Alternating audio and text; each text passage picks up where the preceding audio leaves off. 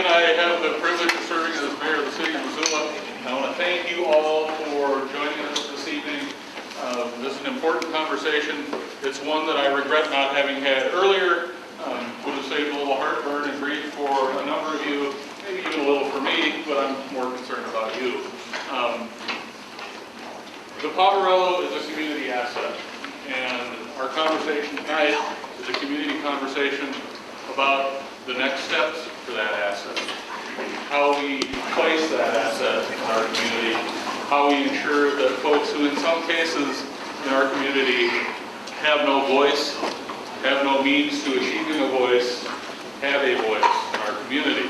So I think you're all here because you believe in our place and our people. You come here out of a sense of belonging and interest in working together to solve a problem. In that spirit, we'll work together tonight to take a step.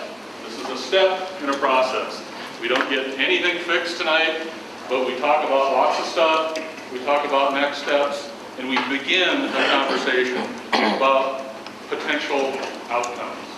Outcomes that work for all of us. Outcomes that make a difference in our community. Outcomes that work for the long haul. So again, I thank you very much for being here. I'm sorry again that we didn't do this earlier, but we're doing it now. And thank you for that. Thank you for coming out on a beautiful Wednesday evening in our fair city. That's why there are cookies. There's also coffee, and there's plenty to talk about. So welcome, folks. Thank you for being here. Ami Thurber, who is a terrific human being who brings people together to solve problems by working with all of us, is here tonight. She's going to facilitate our efforts tonight and march us down a path that I hope gets us somewhere. I have enough confidence in her, and more importantly, I have enough confidence in you. We're going to get somewhere. And it's in no small part thanks to all of you. With that, Ami.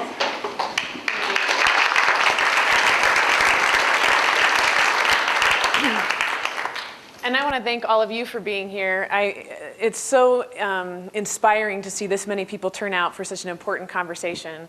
And because it is 3 hours, please don't be bashful if you're in the back. Come find a seat. There's plenty of seats still up in the front.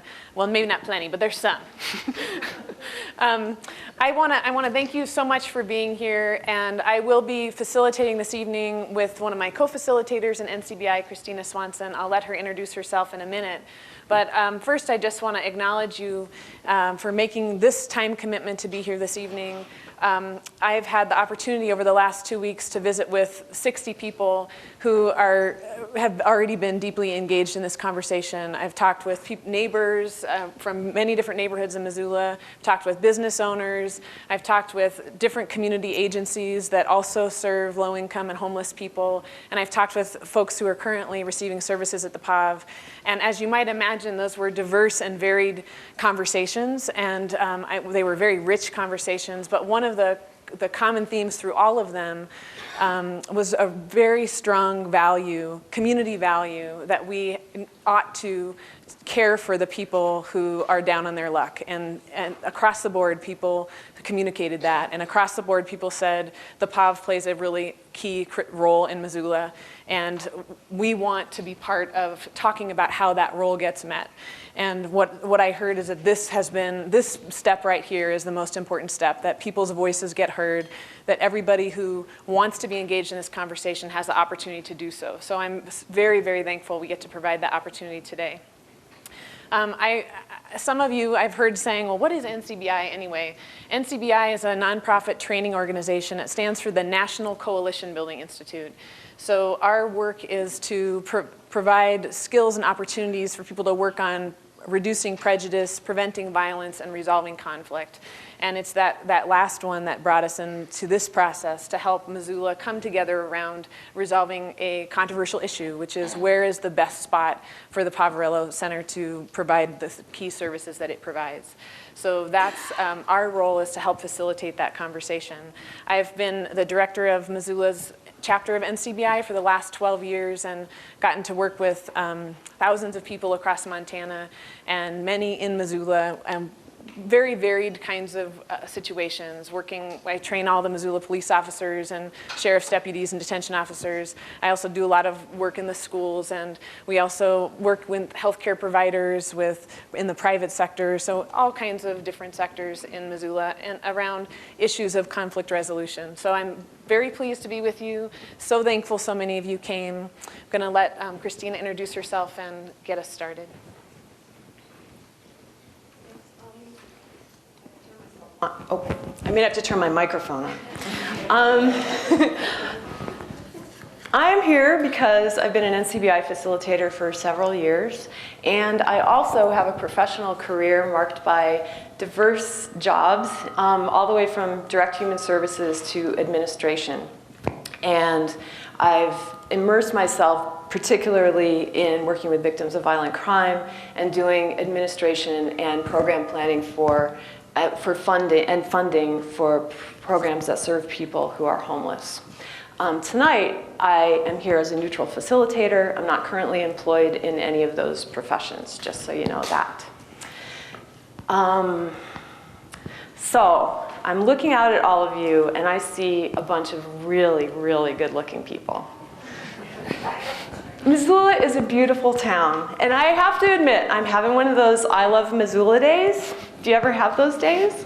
It's like the sun's shining, maybe there's a rainbow over Mount Sentinel, and I look at you and I remember how caring this community is, how smart, and how engaged. And I thank you so much for being here. There are some assumptions that we're going to go by as we're working together tonight, and I'm going to start with those. They are that homelessness is a key community concern here in Missoula. We care about it. The Poverello Center serves critical needs here. Diverse community interests must be heard and considered to determine how and where those needs are met. So NCBI is here to engage a community discussion about the needs that are going to be addressed in whatever location the Poverello Center provides its services. We're not here to decide whether or not the Poverello will continue to provide services. And I'm going to just give you a little overview of what our agenda is, and then go over some guidelines, and then we'll jump in. We have two main tasks tonight. The Poverello Center is going to provide some clear information regarding the needs and requirements for a new facility. I'm feedbacking a little bit. Sorry, maybe that'll help. So that's number one. Poverello Center provides all of us with information. I'm going to turn this off and see if you can hear me. Away from the speaker? Request for the tech to turn it down. Okay. I just did. Okay, cool, thank you. Okay, number one, POB provides us with information. Number two, your perspectives, your diverse perspectives, and your being a part of certain groups of stakeholders. It's essential for us to have clear information from you about what your concerns are regarding a new facility for the Poverello Center. And there are going to be lots of opportunities tonight for you to talk about those things. And what we're doing is working toward the goal of identifying some criteria that are shared to be used in vetting possible sites. There are a number of steps that are going to be taken by the Poverello and other community partners to make sure that those steps happen. There's this meeting. There's a work group that is being formulated right now. They're going to be evaluating specific sites. That work group is going to be comprised of members of the business community, government, social services, and neighborhoods. If you're interested in being part of that work group, which requires a time commitment, and you want to be a representative from your neighborhood, you can contact Marty at the city clerk's office. And where? At the city clerk's office, and you'll be hearing more about the work groups later tonight before you go. There's going to be a second meeting. The work group's going to do its work over the next month or so, and there's going to be a second meeting when they'll report back to the community and have another opportunity to hear back from you about their evaluation of potential sites.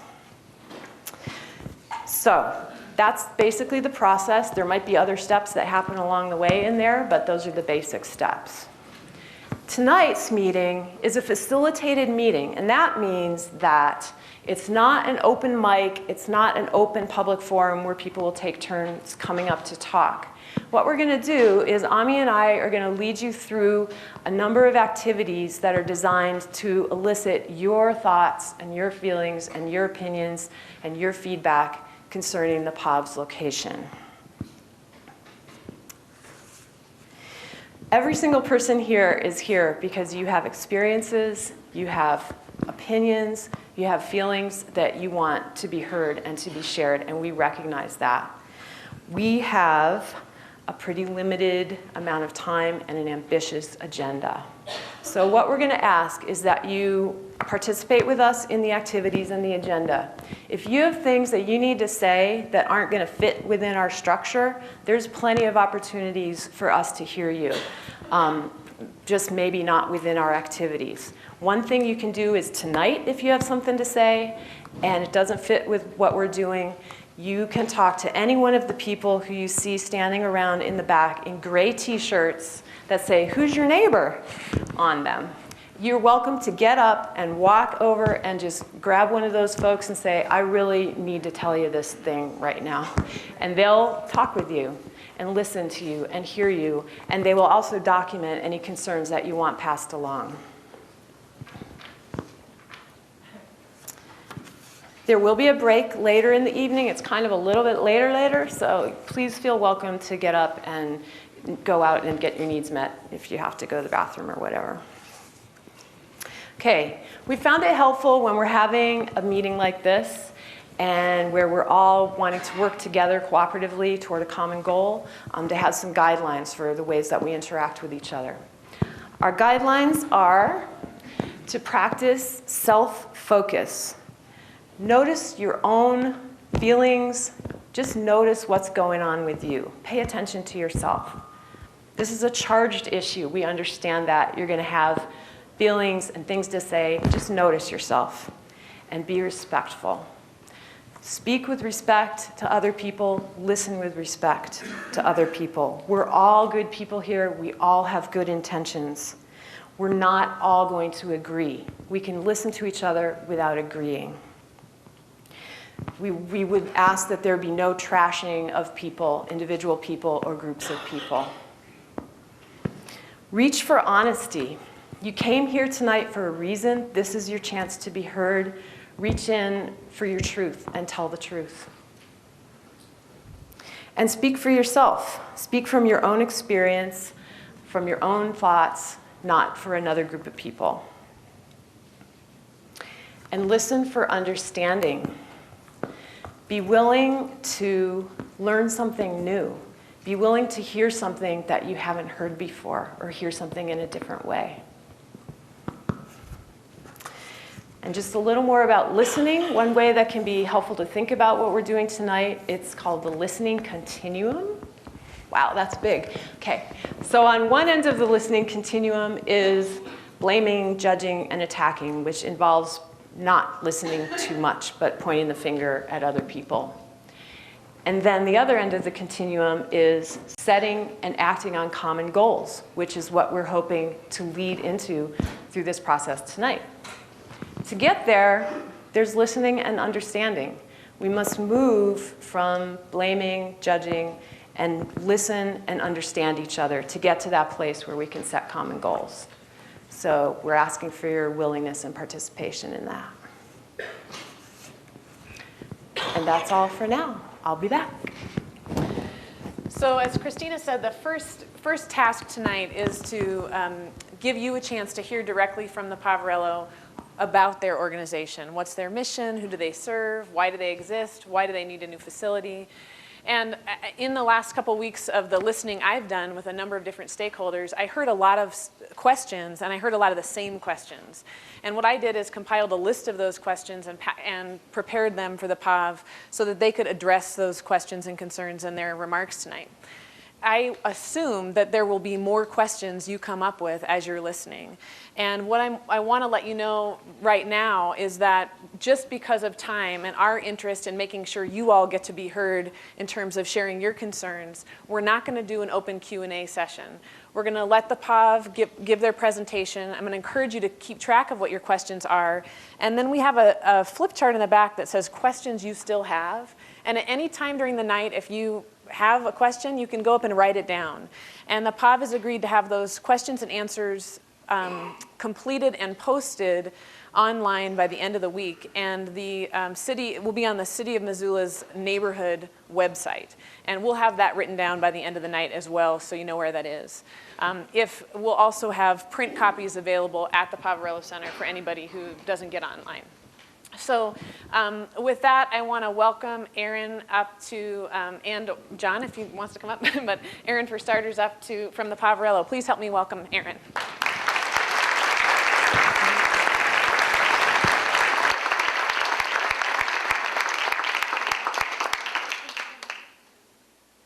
Okay, now? Okay, good. I'll just hold this little contraption. So as Ami said, my name's Erin Fowler. I'm the interim director of the Poverello Center. New to the role, but not new to the POV. I've been with the POV almost 5 years now in a variety of capacities. And I'm very excited to be here tonight. So I wanted to start just by giving people a little bit of history about the Poverello Center. Those of you newer to the community might not know how long-standing the organization has been. In 1974, a group of community members united to create a house of hospitality. This was to be named the Poverello Center. It was established initially as a ministry to feed the hungry, clothe the naked, and shelter the homeless in the Franciscan spirit of peace and care for others. The initial focus was to provide for the most basic of needs, food. What began as a soup kitchen to feed the hungry evolved into an emergency shelter in November of 1981, acting as a safe haven for those alone in the night with nowhere else to go. In describing the driving mission of these early years, founding member Reverend George DeMay described the Poverello Center not as a bureaucracy, but as a venture in unity, an understanding place where those who can give freely of what they have and those who need receive freely, where there's no need for an apology, where acceptance makes people feel better about themselves. The Poverello truly has been a venture in unity. We simply couldn't operate without the support of dozens of nonprofits and community members like yourselves.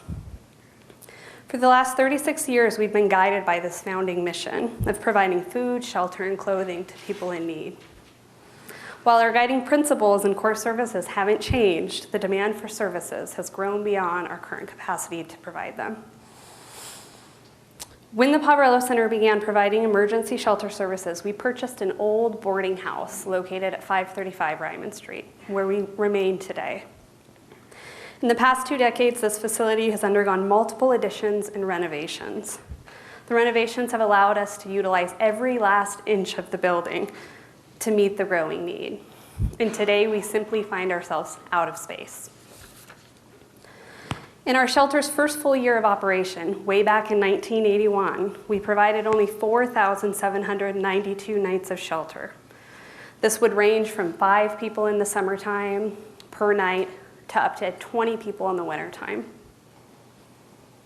In 2010, we provided 25,141 nights of shelter. We're now serving 70 individuals on average in the summertime and up to 100 in the wintertime. On our coldest night in January of this year, 111 people sought refuge at the shelter. This places us well over our preferred capacity of 70 individuals and over our set fire code of 100. The need for hot meals has also surpassed the capabilities of our facility.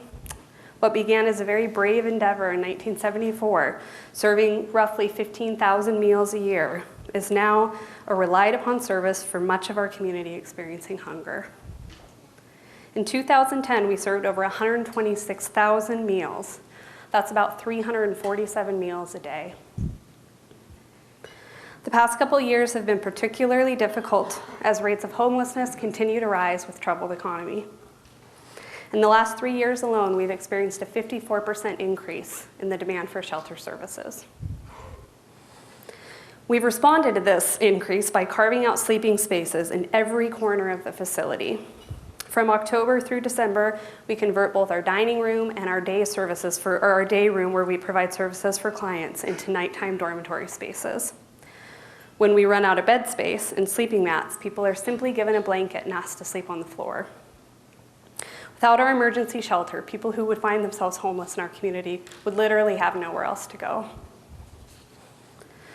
The overwhelming demand for food and shelter has put excessive strain on a building that's old, inefficient, and simply too small. This converted boarding house operates with original plumbing and electrical systems in many areas, which typically, especially the plumbing issue, results in at least one bathroom being out of order at almost all times during the year. There are only 9 toilets and 3 showers that serve up, or 3 shower rooms that serve up to 100 individuals per day. This is well below modern code and creates significant problems among our volunteers, staff, and clients alike. We've worked very hard as an organization to maintain the building, which is evidenced by the hundreds of hours that are put in every year by skilled tradesmen that volunteer their time to us. But the building is old and it's simply not designed to contain this many people for this many years. Years of operating over capacity have resulted in debilitating maintenance costs for our organization. In 2010, we spent over $30,000 on maintenance and repair work alone. This is not a good use of our community's resources, and this is money that should be spent going directly to helping people get back on their feet. So why does the POV need to exist? This is a question we answer actually quite frequently.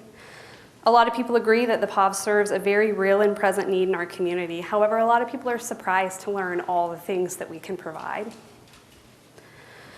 For the past 3 decades, we've continued to operate a large and very heavily utilized soup kitchen, which serves 3 meals a day. The soup kitchen not only provides meals to our shelter residents, provides meals to people who find themselves living in poverty in the downtown area. On any given day, as many as 60% of the people who come and eat meals at the Poverello Center do not live there. These are men and women who are our neighbors, many of them living in homes nearby. They're striving for better lives, and they just need a little help. To better provide for the needs of these 60%, the POV opened a small food pantry. Individuals and families can access the pantry up to several times per week and often use this as a supplement to other resources in town like the Missoula Food Bank. The majority of the food that we stock in the pantry comes from our food rescue program, which we operate 5 days a week. This program picks up food from local restaurants and grocery stores in town that would otherwise go to landfills. In 2010, we rescued over 380,000 pounds of food at an estimated cost of $600,000. This is what we use to feed Missoulians who find themselves hungry. The shelter, which is perhaps our most visible and well-known service, has served the community for over 2 decades. It provides 30 days of overnight shelter to adults who find themselves homeless. Within 48 hours of check-in, all residents are expected to meet with an intake worker, talk about the circumstances that led to them becoming homeless, set goals, and develop a plan for both employment and housing. They're given referrals to our partner agencies to address a variety of needs, primarily housing, employment, and health issues. And they're expected to meet with a case manager on a weekly basis to talk about progress towards their goals. If at the end of this 30 days, they have made no progress towards their goals, they're unable to remain at the shelter.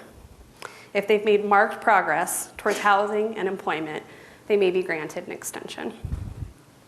The shelter environment is very much one of shared responsibility.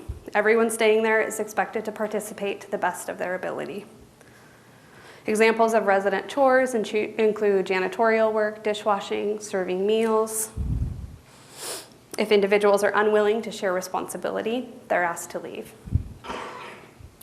Residents have access to transportation assistance through bus passes, medical care through the Healthcare for the Homeless clinic that's operated by Partnership Health Center on site at the shelter, and vocational assistance and educational assistance.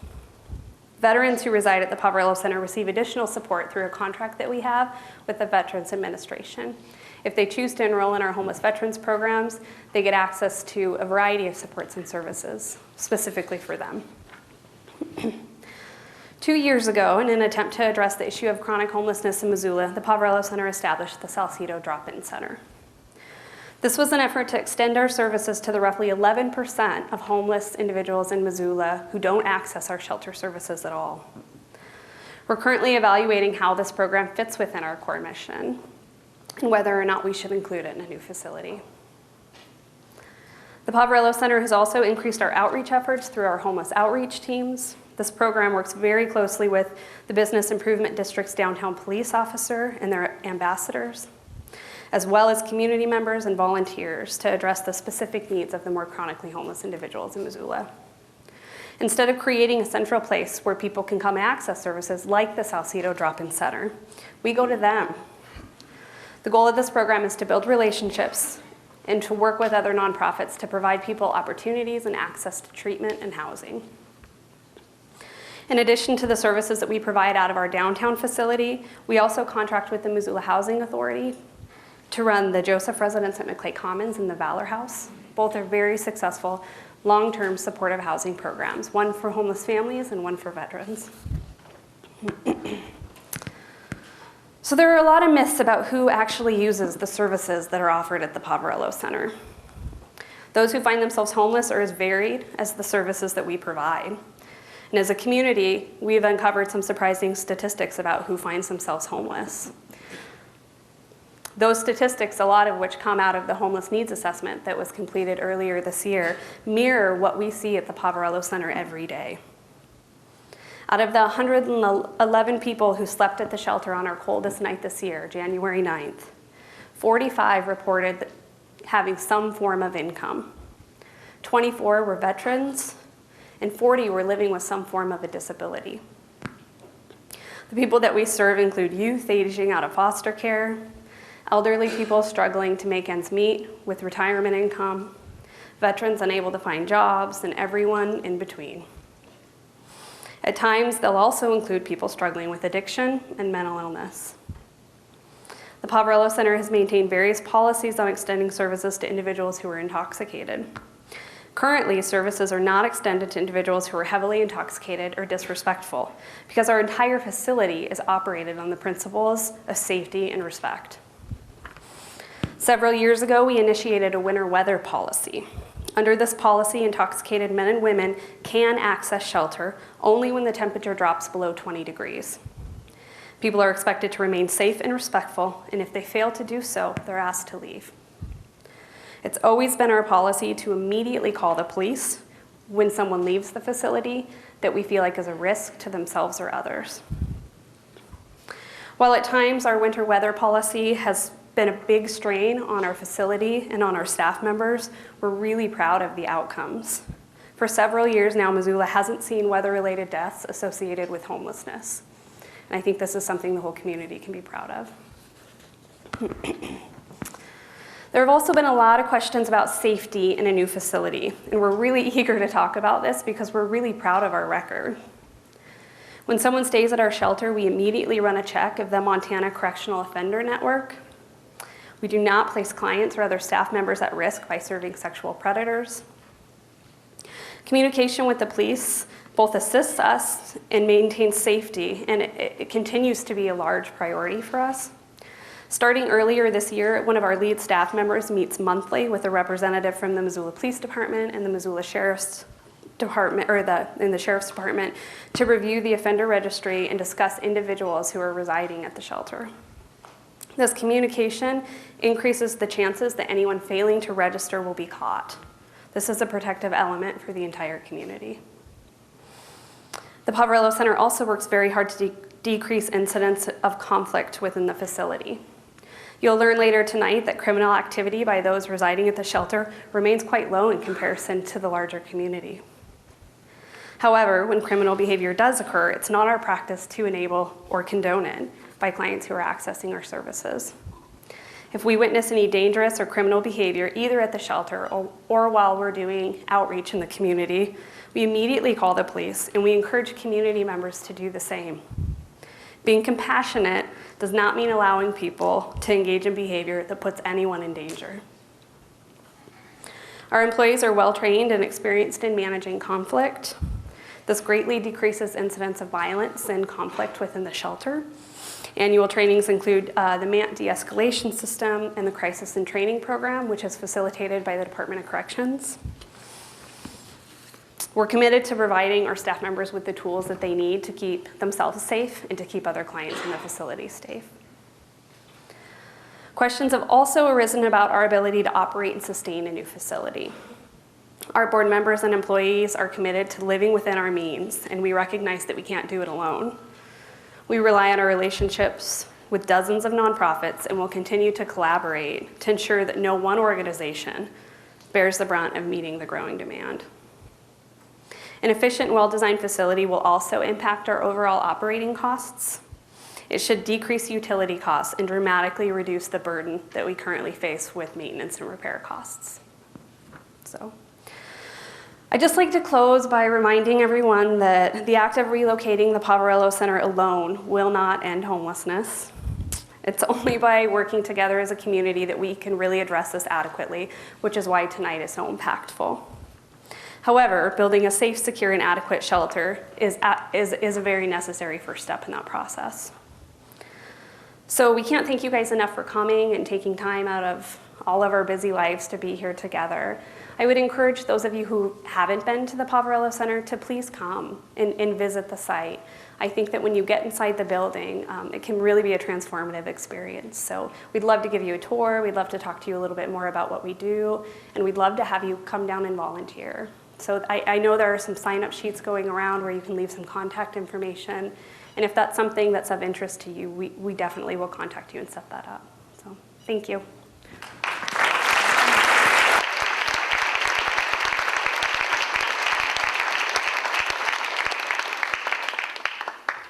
I'm John Wells. I'm with McArthur Means and Wells Architects. We've been working with the POV for a number of years now to picture what an appropriate facility would look like and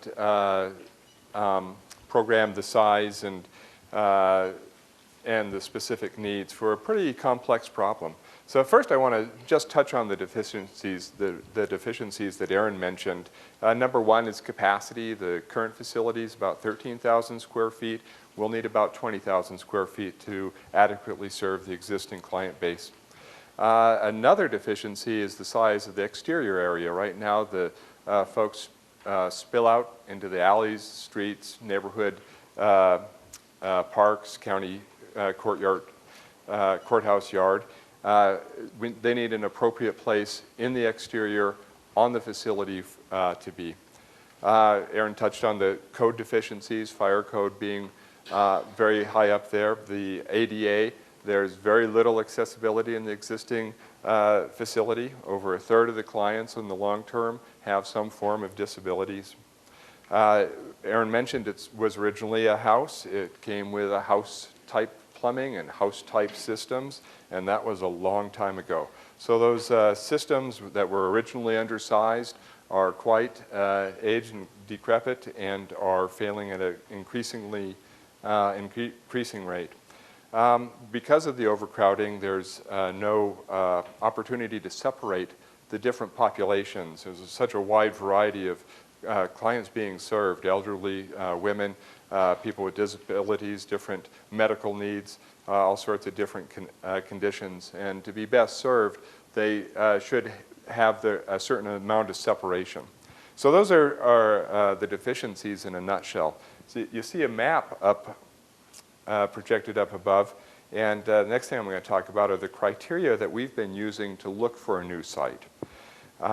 Number one, we need about a site of about 20,000 square feet. It has to be an adequate size to meet the size of the building and meet that exterior area.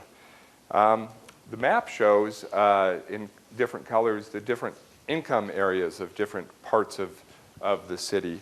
The clients who access the soup kitchens specifically that have homes tend to be in the highest concentration of the lowest income, which is shown in red. Another important part of the income of the area is that certain funding sources will only fund a site within certain income levels.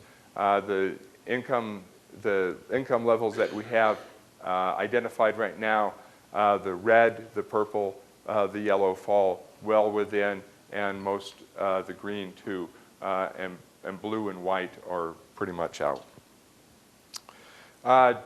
Geographical area. There's a circle on this map, a big circle, that is centered on that density of the population being served. That's generally where we've been looking. We've looked at quite a number of sites outside of that circle as well. The further you get outside of that circle, the more you get into residential areas. There's a couple problems there. One thing, the site has to be appropriately zoned for the use.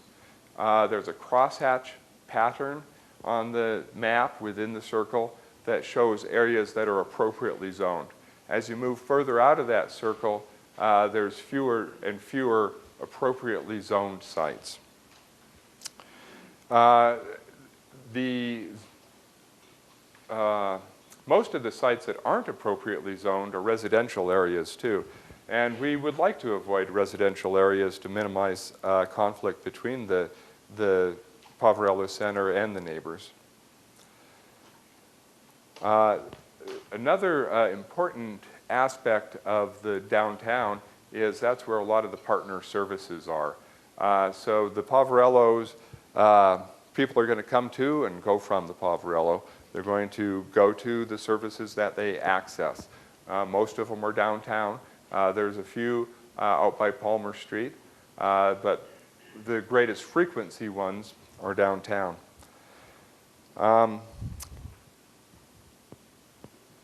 We've attempted to minimize negative interaction in adjacencies. So residential is number one among those. We've been looking for sites away from parks, away from schools, away from high volume retail. The very core of the red area is high volume retail, and that tends to follow the main corridors leading in and out of downtown. So a couple other important considerations is wherever the Poverello ends up, clients are still going to come to and from the Poverello Center to those services, to the downtown, and we need to consider what kind of traffic patterns we're forcing. We might find a very good site, but discount it if it drives excess traffic back and forth through residential areas, for example. Access to public transportation is important in looking at any site, and financial feasibility, cost of the land, and the impact that it has on existing and potential funding. And those are the major criteria that we've been using to assess sites. And hopefully through this process, we can fine-tune that criteria and perhaps bring more things to the table that we should consider. And that's what I had. Thank you, John.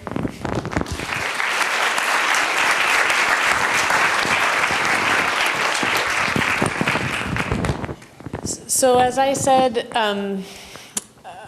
before these guys started, I assume that there's still questions that some of you have, or maybe you have new questions after hearing them talk, and I hope you do, because one of the most important aspects of this process is to get correct information. And so in a minute, I'm going to give you a chance to just turn to somebody next to you and think about two things. First, what was helpful to hear from what you just heard from Aaron and John? And second, what questions do you still have? And again, we're not going to have time for questions and answers here, but I really encourage you at some point tonight to write them down in the back so that we can get them answered. Also, so you know, at the back of the room, there's also a flip chart that just says site suggestions. And if after hearing, you know, the scale and zoning, those kinds of things that POV's looking for, you have ideas of things for them to look at, please bring those forward, write them down. They'll look into every recommendation they get. And as my understanding is the POV's belief is their clients will be best served within that circle, and they're open to looking at anything outside that circle. So any suggestion you have, they'll look into it and see if it's zoned correctly and look at price, et cetera. So take a moment, turn to someone next to you. What was helpful to hear, and what questions do you still have that you'd like to get answered? I'll give you a couple minutes in pairs.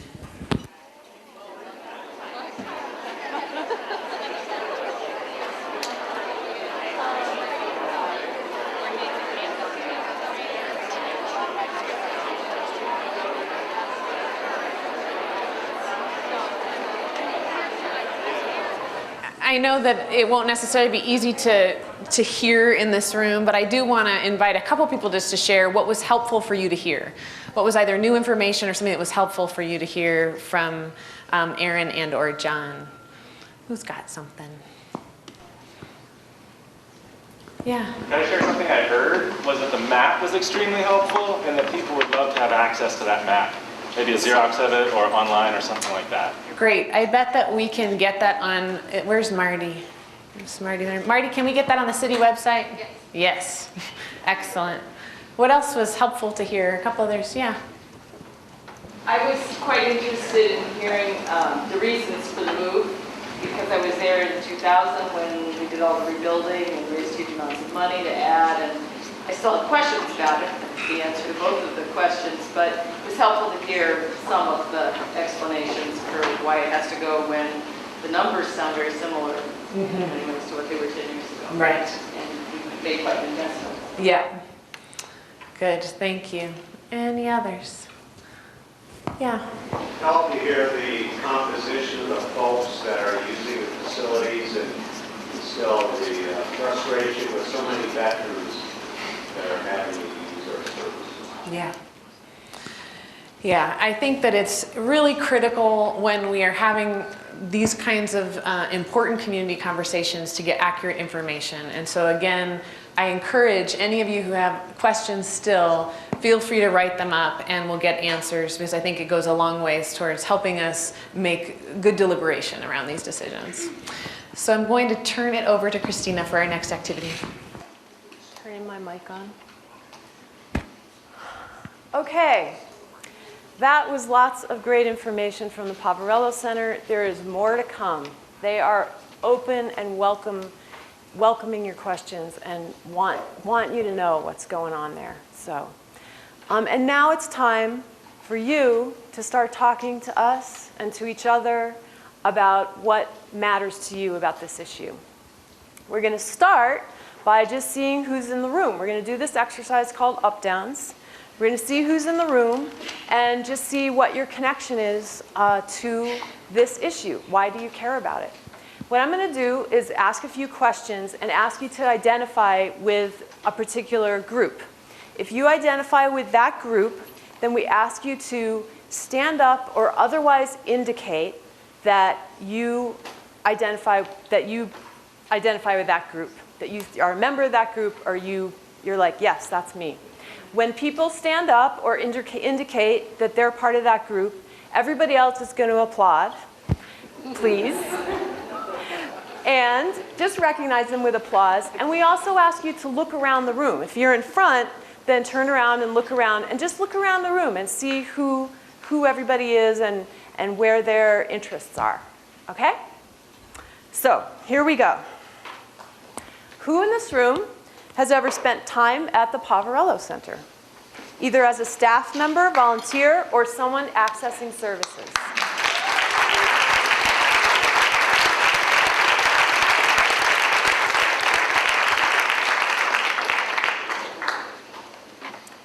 Who in this room has never spent time at the Poverello Center?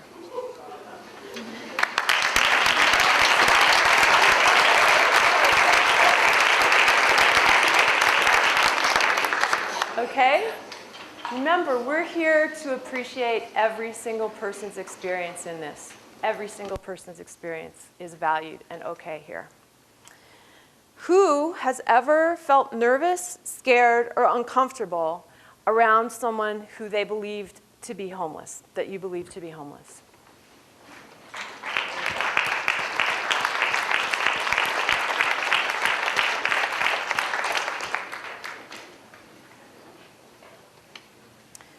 Who has ever felt inspired, moved, or admiration for someone you believe to be homeless?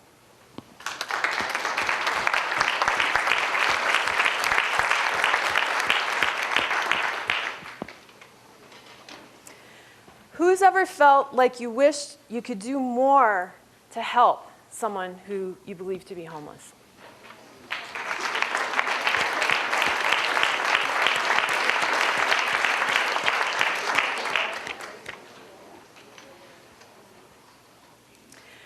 Is there anyone in the room who feels that your perspective about a new facility for the Poverello Center has not been adequately heard or understood up to now?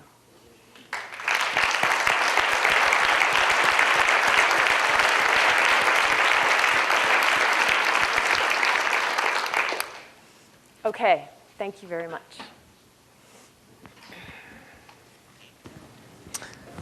Okay, well, it was helpful for me to see the range, and I don't know if you could see it from your vantage point, but it looked like it was almost evenly split between people who've been to the POV at some point and people who had not. And it looked like we had almost 100% of the people who's in the camp of wishing, at some point wishing you could have done more, and so that was interesting for me to see from this spot. So as we kind of move into being able to share our concerns around a new location or a new facility for the POV, either at the current location or another location, I want us to all think about, and this is part of the self-focus thing that Christina was talking about earlier, I want us to all think about our own kind of point of view on this issue. And I think while I do a fair amount of work with law enforcement, and I tend to pick on them publicly when I do things like this, but I think often, especially cops, think that they can be objective when they see a situation. And I think even cops can't be completely objective or neutral, that none of us can be completely objective or neutral. We all see the world through a particular set of lenses based on the life we've lived. And we only know what we know, and we don't know what we don't know. And that frame of reference impacts the way we see every situation, and it certainly impacts the way we see contentious issues or this issue. So I'm just going to have us take a minute to think about our frame of reference and have you think about what are some of the lenses that impact the way you see this situation. There's a whole bunch of things up here that might be lenses for you. Could be something connected to your ethnic background, your gender, your experience as a man or a woman. Could be a faith-based lens that you see through. When Erin was talking about the roots of the Poverello Center, there was a faith-based perspective that led to the POV's formation. Could be a class lens, in terms of your own experiences of economic resource, whether you have had more than enough or less than enough in your life. It could be around disability, and that might inform how you see this situation. Or around things that come from your family perspective or background, the values you learned in your family. Could have something to do with age or education, your values around work or experiences of work, travel, your experience in terms of sexual orientation, and other life experiences. There's a whole collection of things that can happen to us that impact the way we see the world. Now, I've been thinking a lot about what lenses might impact how I see this situation, and as I've listened to neighbors and business folks, one of the key things that comes up that I've heard over and over is around safety. And I can certainly say that as a woman and a mother of daughters, I have twin 10-year-old daughters, that's a huge lens for me. I never stop thinking about myself as a woman, and I never stop thinking of myself as having daughters. And I move through the world with a particular lens and looking out for what's safe and not safe based on that experience. And I can't take away that lens that I have. It's just part of, it impacts how I see everything. So what I want you to do is think about, well, for your perspective and in terms of this issue that brought you here tonight, what lens do you think you're looking through? What lens most impacts the way you're seeing this issue? And I'm going to again give you a chance to turn to someone next to you, but I encourage you to turn to it in a different direction. And partner up with somebody you didn't last time. This is a chance for you to make connections with some of your fellow Missoulians. So find a partner. Just take a minute each thinking about what lenses are impacting you. Okay.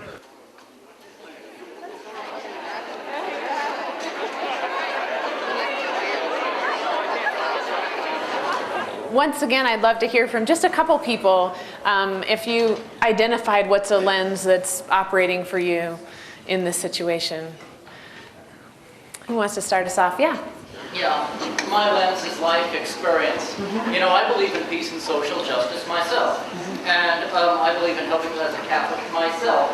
And there are, not all the homeless people are bad or, you know, mentally ill, but I have been accosted on the street by homeless people. I was in an apartment that was very dangerous, that did have sexual and violent offenders, and it was living hell. I got out of there by the grace of God, and they can be dangerous. And I've, like I said, nearly been accosted. I'm not going to give you any gory details. I'm a punk rocker myself, and pretty open-minded people. They didn't even like me. I was stolen from them. So, I was grateful when you backed out of the proposed site, you know, for the trails in, because I do live in that residential neighborhood on Sherwood. It's a beautiful area. It's there are children, and I don't want the children to see what I have seen in my own life or feel threatened, and I don't want that, you know, back in my life again. And I'm sure, because this isn't just, you know, assumptions. I'm not a nimby with suit and tie. I've never seen it. I've been to the other side, and I've even drunk with homeless people, and I've had friends who are, but others, they can be very frightening. So that's my life experience story. Thank you. Let's give him a hand.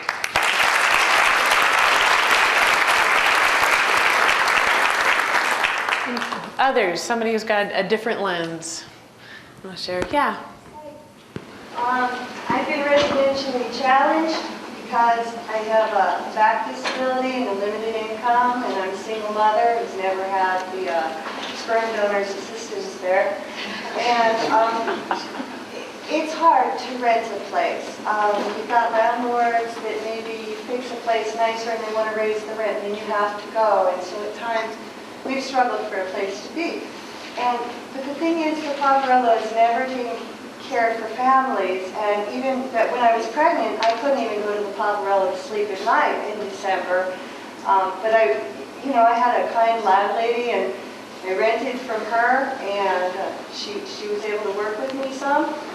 But the Poverello's never been able to help the families other than with a bowl of soup. And I really feel like the Bonner Sawmill could really work to serve a large amount of people, and that a shuttle bus could happen to the Salcedo Day Center, and then the people that wanted to get on their feet could have that housing stability, that safe place that has enough land, garden it, rehabilitate it, you know, do work on the grounds, or maybe Stillman could come in and help people get their GEDs or whatever. But that Bonner's not so far away, and that would help that community, which is part of this community, and it's all on the same bus route.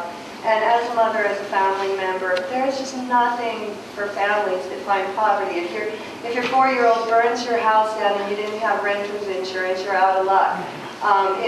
If your old man dies and you didn't have an income and you weren't officially married, but you spent a couple decades together, you're out of luck. And you can't take your child and be at the Poverello. You have to hide in the woods. And it would be lovely if the Poverello could work out something where a large group's needs could be met, and a shuttle bus wouldn't be that expensive to take people into town to work through that day center that's already the Salcedo Center. It's a daytime drop-in center. And you know, why not? And I don't think there's bed bugs in the Bonner Sawmill, so that might be a nice opportunity to get away from the cracks and crevices. Thank you. Let's give her a hand.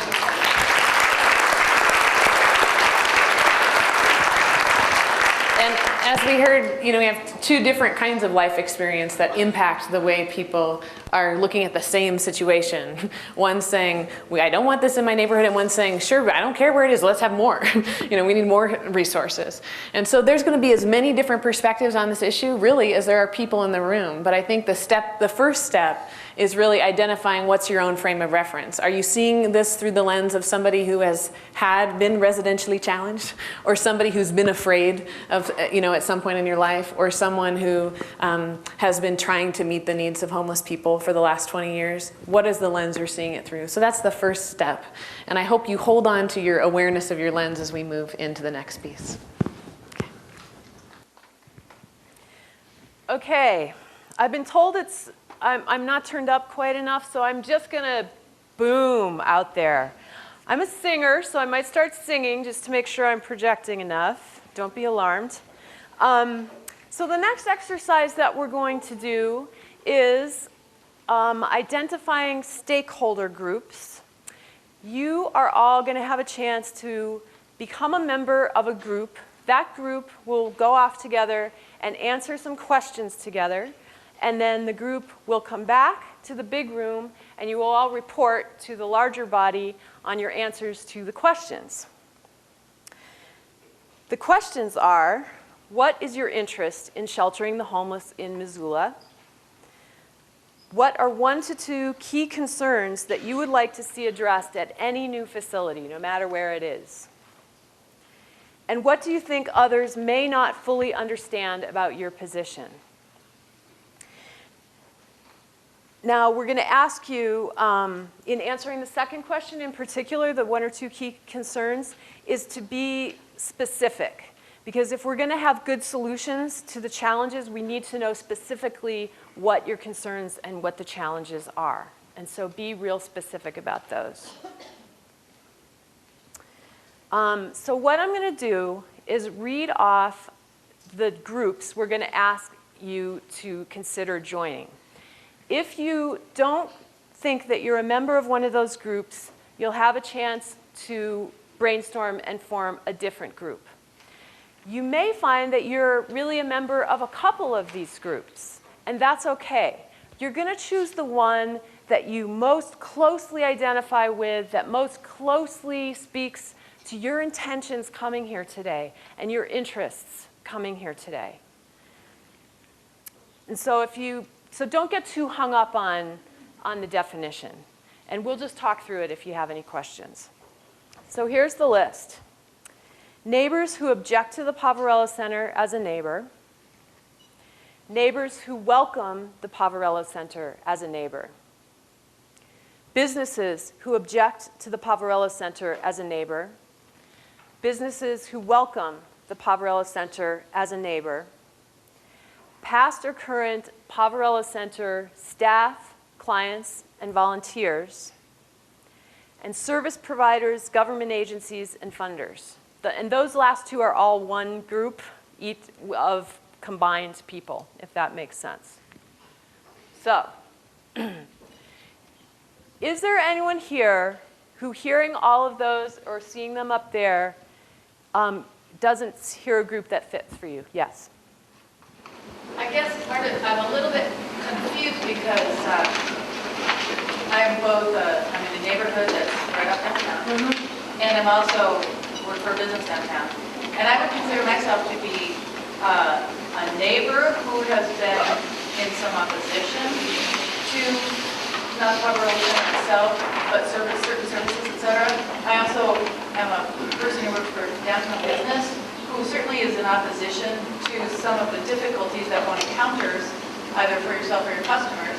But I'd like actually to be a neighbor and a person who works for a business downtown who are welcoming the Poverello Center. Right. So it's like, right. I want to.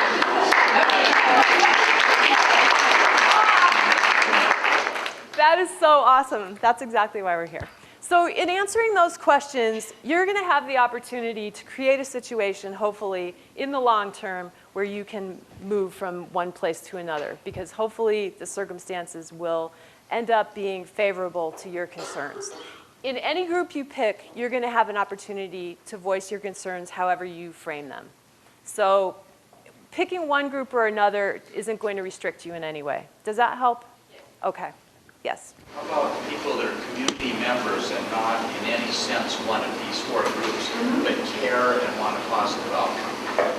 If there are other people who don't relate to any of these groups and would like to be in the caring community members positive outcome group, you can be in that group. All right, can I just see a show of hands of people who might be in that group?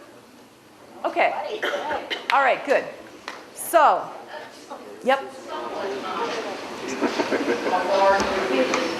providers with government agencies and funders. Yeah, I was wondering why it would be a service provider group and a government agency funding group. Part of that is in the interest of time, because, and only because of time. This is a real big group, which we love. And because all the groups are going to report back at the end of the night, we want to make sure that everyone, first of all, in each of the groups has a chance to answer these questions, and so that all the concerns can be documented and all the concerns can be brought back.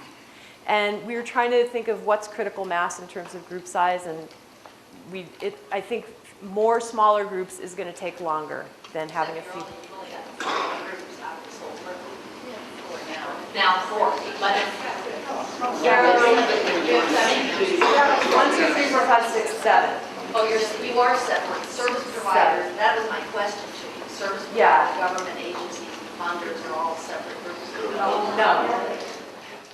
I'll just say the groups again, okay? Neighbors who object to having the POV as a neighbor, 1. Neighbors who welcome the POV as a neighbor, 2. Businesses who object, 3. Businesses who welcome, 4. Past or current POV, clients, volunteers, staff. So that's another group, okay? 6, 5.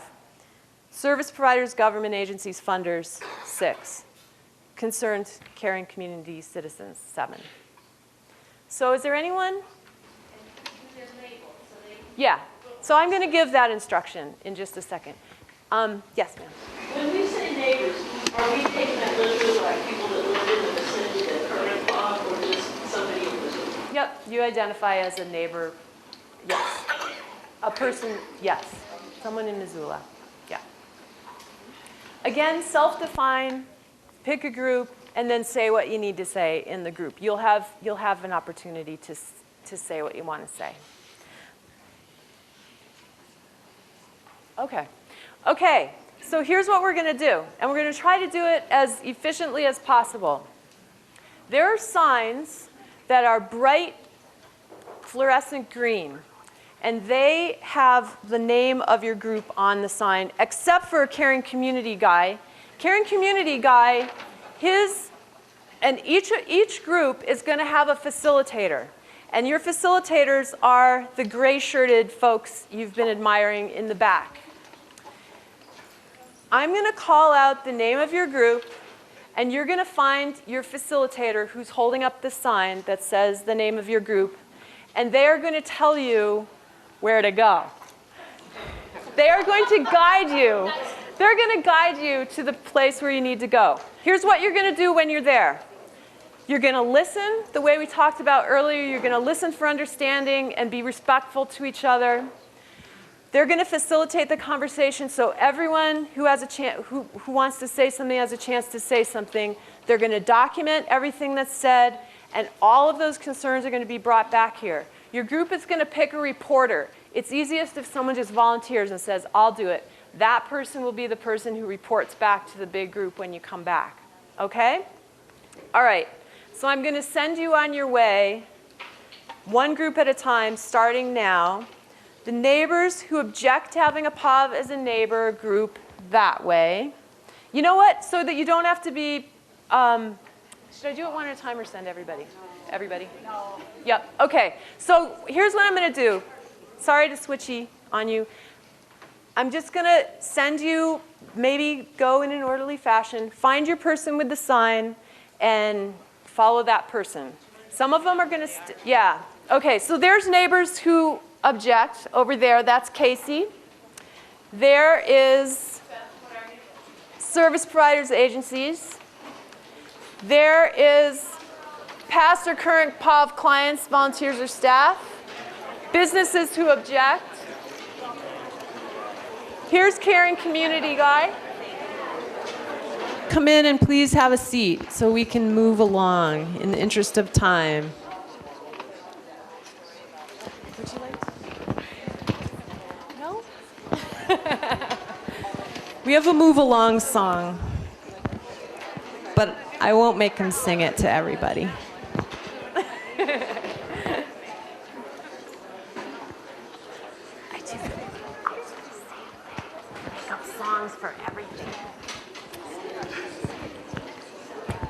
No dancing. More than, yeah. Okay, is everyone ready to listen now? Thank you. Okay. Thank you so much for your smooth movement back and forth and your attention to each other in the groups and your attention now.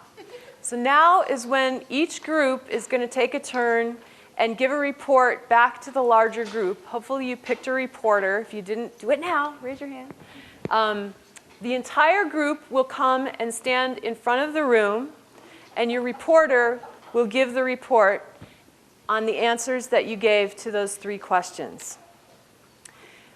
There are a few things I want to say about this. I know from just walking around and listening, and I just know that there were several thousand brilliant thoughts expressed in the room just in the last half hour in this building. And not all of us are going to get to hear all of them. We would love to, and we're not going to get to. So I just want to acknowledge that, and I know that we'll get the kernels of wisdom from you.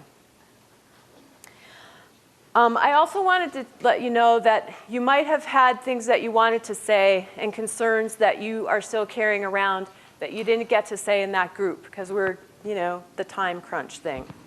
This is not the end of the conversation. This is not the end of your chance to express your opinions to the Poverello, to the city.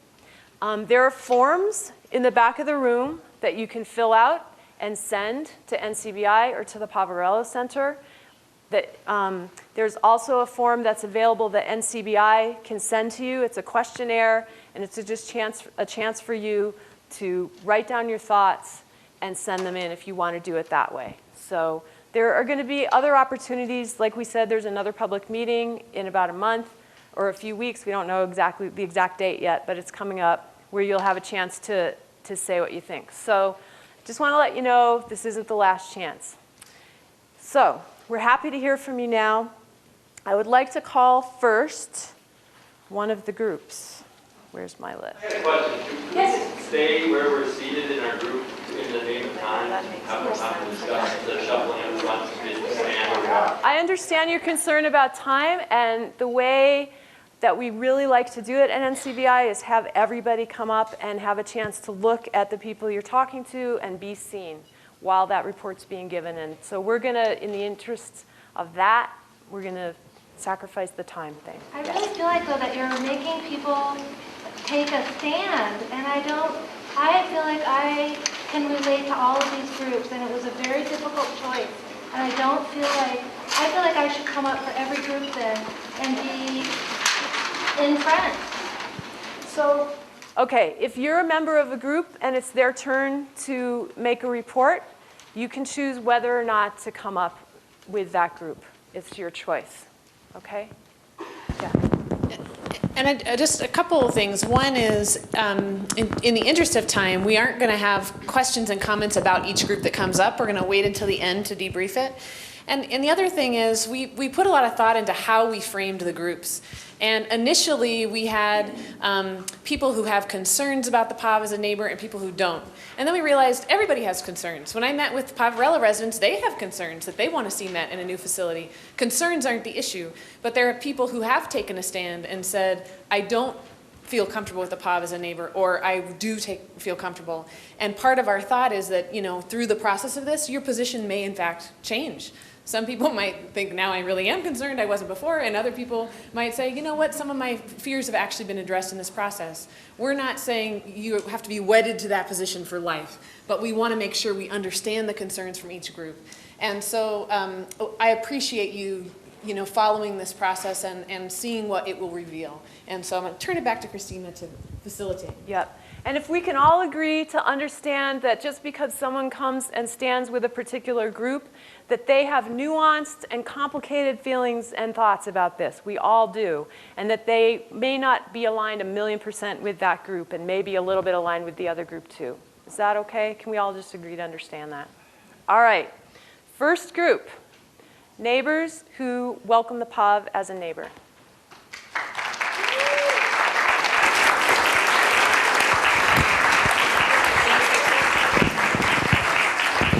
you help me? Would you put that on? I have to be able to read, though. Okay. I'm going to really try to keep to the spirit of what people said. Our interest in housing the homeless in Missoula, there's a need to honor our veterans. There's a need to express our empathy towards our fellow man. We had quite a bit of a need to address social justice issues. Then added to that was the faith perspective. We had a need to have socially constructed fear be broken down. We love Missoula, and we want it to be the best it ever absolutely can be. There's a practicality. If people need homes, then we should find that for them. We also think that being homeless, you are still a valuable part of this community. And in fact, maybe the fact that you're homeless is a part of where your value comes in. It says something about our community. We expressed empathy. We have a need to feel humanitarian towards our fellow man. We want people to have access to services and housing. We think it's, as a civil society, we think it's our responsibility to do something about people who are less fortunate than us. If we don't, we can't call ourselves a civil society. There's a moral value in that. We think it could happen to anyone, including ourselves. We want to see vulnerable populations taken care of, and specifically the youth and elderly were mentioned as two particular vulnerable populations. Okay, I think I got it all on that first one. 1 to 2 key concerns about the new location or facility. We want people to have access to public transportation. We want that to have improvement in the services that they have access to. We want to identify and then support their goals and aspirations and dreams. We want to have our security concerns very well addressed. We would like to have the presence and engagement of on-site security and our law enforcement community. And in keeping with that, we need there to be enough capacity and in a location where it's a safe also for the residents of the Poverello Center. We want a long-term sustainable solution, meaning that this issue might grow, and we want sufficient land and room for the Poverello Center to continue to meet the needs of the people who are served by them. We'd like community education around the homeless issue, around the homeless problems, around the fact that they're part of our community. I don't understand ownership. We want there was ownership put in here. Ownership of the community, ownership of the Poverello Center. I loved the fact that Mayor Engen said it was a community asset. Too many of us, I think, haven't been seeing it that way. We want an efficient process. We want this to move along. We got people that need services. We want a realistic location. Realistic for the people who need the services. Too far out, too isolated, too lacking access. It's not going to work. We would like to see community integration. We don't want to see the Poverello Center hidden behind, a fence in an industrial area so that it's sort of them versus us. Community integration, opportunities for engagement, both the Poverello with us with the Poverello. And we'd like that I did visibility. We would like to see the Poverello's new location and its facility as being actually a tool for improving the neighborhood. And housing for all clients and the opportunity to build trust with one another. Did I miss anything there, people? What others don't understand about your position, it was voiced that we want to see that there's concern for children as one of the concerns. That it's a concern about children and the location of the POV should be one of the concerns. So the concern for children in the larger construct. We wanted people to really understand that we might welcome the Poverello Center and still feel afraid. We wanted to work on misunderstanding that we feel that there is of the homeless population, of the clientele of the Poverello Center, that, statistics, and I think in particular, the concept that violent or sexual offenders are staying at the POV, We think we've heard various information about whether people use that as an address, because one must provide an address. So we'd like to, counter artificial statistics and misinformation and be more educated. And there's a sense that this whole process is excessively privileged, that we're also privileged and we're going to sit around and talk about this problem population. And people have a problem with that. And we just want to separate myth from reality. Easy, huh?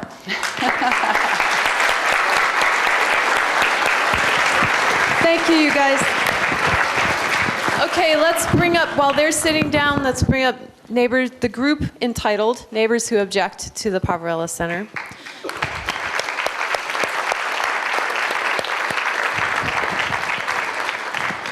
And another thing that I want to acknowledge too is that within the group, there are diversity of opinions. And so something that the reporter might say might be what one person said in the group, but not everyone standing there necessarily agrees with that. I'm sure you found that in your own group, so just wanted to say that.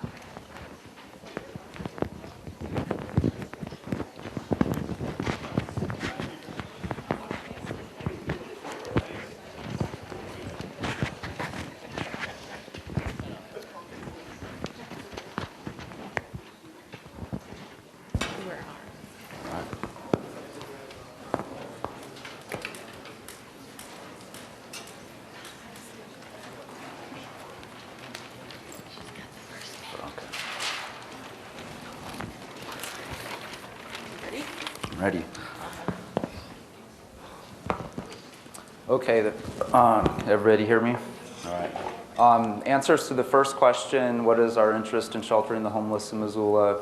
We wanted to make sure that everyone's needs are met, families and children and veterans, all the homeless people's needs are met, that there's good housing and space for the homeless, but people thought not in a residential neighborhood. We thought it was important that it's a space that provides a sense of belonging to the clients, a welcoming place where they want to be and want to stay. And one idea that came out was something like a garden or other things that people would take pride in and have ownership in the Poverello. Another concern is that, or need is that there's enough space, enough acreage, so that the POV can have enough space to have a proper facility that is safe, both for the clients and for the neighborhood that is located in, and also away from dangerous things like really busy streets. We would like to see more innovative services. This is where the garden idea came in, a more healing environment. Another great idea was a work exchange program, and it sounds like some of that is already happening, but again, something so that clients would feel a more sense of ownership and pride in the work that they're doing and that they're earning the services they receive. And the original mission is critical, basic services of social justice, and a real emphasis, again, on safety for clients and neighbors. Is that all for number one? Okay, so the second question, there was a lot of concern, and this keeps coming up, about poorer neighborhoods and the West Side neighborhood in specific being inappropriate because of its of the socioeconomic hardship that already exists in there. There's concern about the safety of schools, proximity to schools, and then there are already a lot of motels, the YWCA, other social services, subsidized housing and things in the West Side that makes it a vulnerable neighborhood.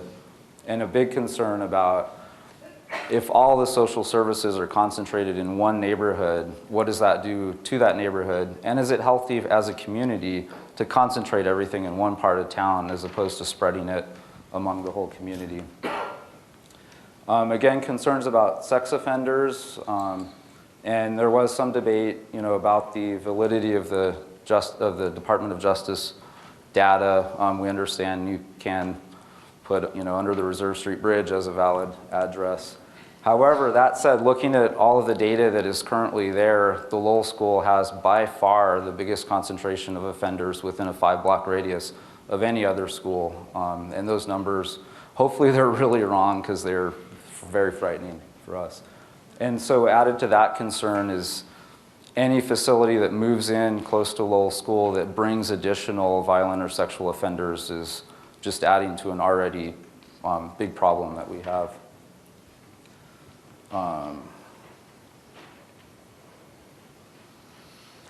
Another concern is whether the Poverello is effectively preparing to sustain management in future years. And I think the point of this was, it was interesting to hear how much the need has grown over the years, and it seems like that need will continue to grow.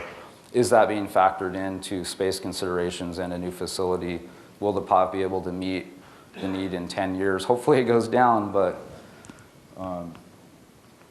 another concern or comment was to prioritize services to Missoula residents, make sure that the people that are from and in this community get their needs met first. Reducing vagrancy.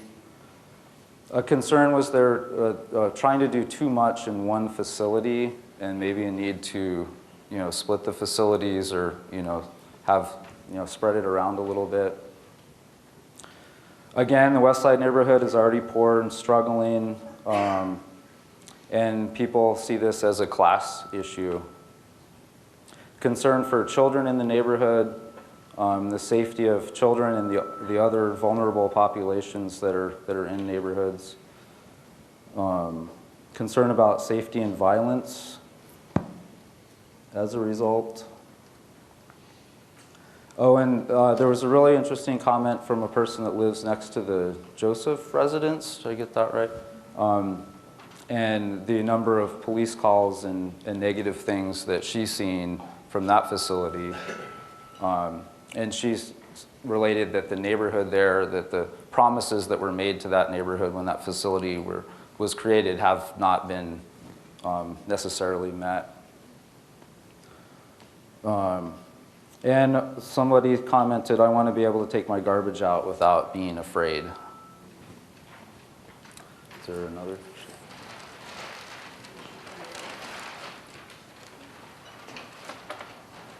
Another concern was about the playground and the proximity to Lowell School and the playground that was built specifically for the children of the neighborhood, and that homeless people also need a place to go, and that again goes to the space issue. If the Poverello has enough space that there can be a welcoming outdoor area, a garden, what have you, then they need and deserve that, but people are concerned about what's currently a safe playground not being safe anymore.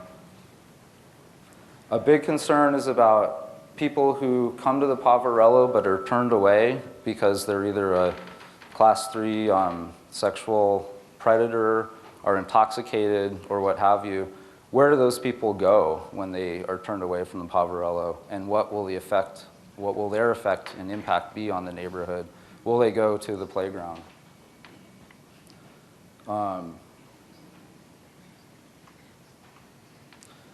We have a report of, in the last year, I think, 640 911 calls from the Poverello, 118 Salcedo-related calls. And again, what impact would this have on whatever neighborhood the Poverello is located in? I don't understand this one. No place to get a faster food. Oh, okay. So another comment was that the current location and its proximity to the police is there's no place in town where you'll get a better police response than where they are currently. Again, concerned with vulnerable populations, people with disabilities, the YWCA, Missoula Youth Homes. There's a apartment complex full of single mothers and children that's literally across the alley from the trail's end. That's a big concern. And then a final concern is the speed of the process, and the concern that by rushing this site selection process so as not to lose grant money, the concern is that the Poverello will end up with having to make compromises and not getting the perfect facility, and somebody made the comment that it could end up being a lot more expensive and way more expensive than potential lost grants if they rush the process and don't take the proper time. All of us who have purchased a house know you can't, sometimes you get lucky, but you can't do it overnight. And we spent so much time on the first and second questions, we didn't get to the third one, but I think the thing that kept coming up in the discussion that I think people don't understand about our neighborhood and neighborhoods in general, but specific to the West Side, is just how vulnerable the population is there and how many at-risk people there are. There are a lot of low-income trailer parks, subsidized housing, lots of social services, and I think, we've been called NIMBYs and who are afraid of the poor, and we want people to know that were we afraid of the poor, we wouldn't be living where we live right now because it's a poor neighborhood. That sums it up. Thank you.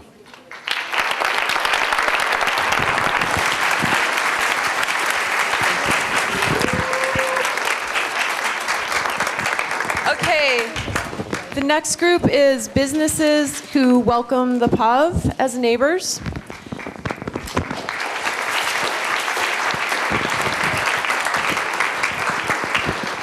And I want to observe and comment and thank you for your kind attention to each other through this. I'm really moved by it, and thank you for listening so well to each other.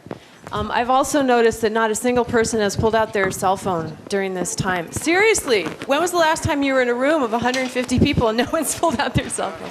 So I just thank you for your attention. It's beautiful.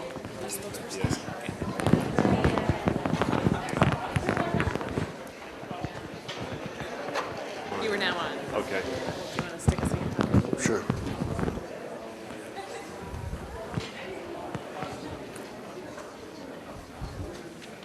All right, this is the other one. Okay, well, for this group, I think we should answer the last question first, just so we're all clear on what our perspective is here. That we do think that there might be a misperception about the positive sides of what the Poverello Center offers to a community, so there might be misperceptions there. That we want to make sure that everyone knows that we are really open to all the concerns that we hear, is that we're not just gung-ho about having this wherever, that we just want to hear everyone's concern, but we are positive about the Poverello. All right, so the interest in the sheltering homeless in Missoula, we think it's the right thing to do. We think it's the community services that are needed, and we need to take care of it. The care of the weaker is that they have the right to be cared for. We think the disadvantaged, we have a commitment to take care of those disadvantaged from a faith-based side, that there's just this moral, respectful side that we have to do as a community.